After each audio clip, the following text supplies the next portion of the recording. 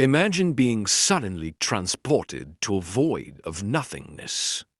How would you establish your position and orientation? Without gravity, how would you sense whether you're standing, floating, or moving? Here, your body can be a useful guide to navigate your world. You look down at your feet, left with your left arm and right with your right arm. But what are you seeking direction for, and where are you headed? How can you even see your body when there's nothing which you call as light? Your senses, which heavily rely on motion, lose their function and struggle to make sense of a world in absolute stillness. What purpose do your senses, hands, and feet serve in this primordial realm?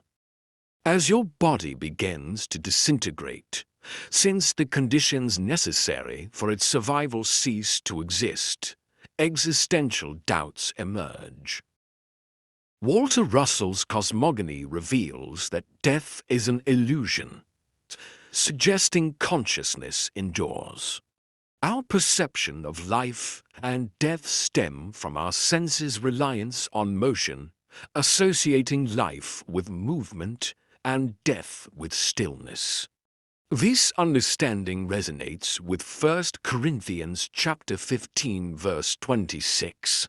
The last enemy to be destroyed is death. For death is a concept of not knowing the truth. Walter Russell suggests that your enduring presence in this realm reveals a world unbound by known laws and conditions, which arise from motion.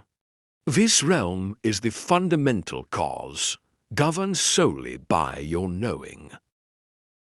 In this realm of knowing, where you are governed by your free will, possibilities are limitless. Desires manifest instantly, untethered from time's constraints, which arise only with motion. This is the kingdom of heaven, as Jesus taught. According to Walter Russell's laws and principles, his first law states, the material substance of mind cannot evade materialization into the form desired by mind. This principle is illustrated by the analogy of a stone impacting water, where the energy is inevitably registered as wave motion. Wave motion, governed solely by mathematical laws, exhibits responsiveness to other waves through constructive or destructive interference, yet lacks consciousness or sensory awareness. That being said, your physical body, a manifestation of wave motion, operates without inherent consciousness. It simply responds to sensory input, lacking awareness of its surroundings. Essentially, your body functions as a recorder and a player device, detecting, recording, and replaying sensory data.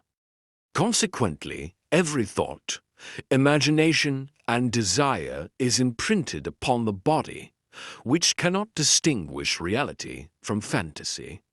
Your body merely records and replicates image patterns that you consciously imagine. Let's demonstrate the power of knowing. Envision flying.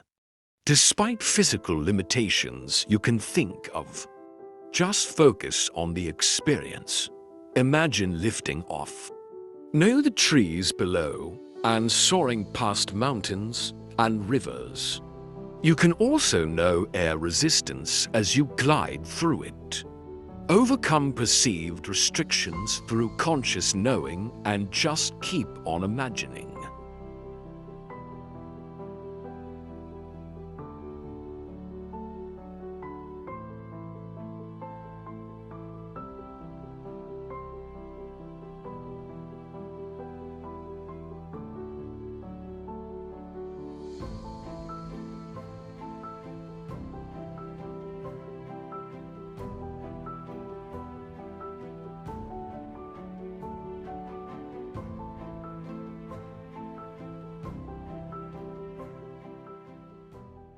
Imagination generates wave patterns undetectable by physical senses, yet captured and stored within through your all-sensing eye. These imagined experiences are encoded within your body, seeding future realities. Our reality is not what we think it is. Our sun actually works much like how our projector casts patterned images on the screen. All the movement we see on the screen is not originated from their own, for they merely reflect what was being projected. So likewise, all of life experiences in this planet, including planet itself, merely projection from our sun. It projects patterned images recorded from seeds. This is the essence of Walter Russell cosmogony.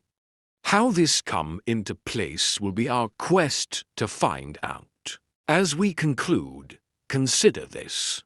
Our dreams replicate sensory experiences. You see, hear, touch, and taste, just as you do in waking life. So how can we be certain we're not dreaming?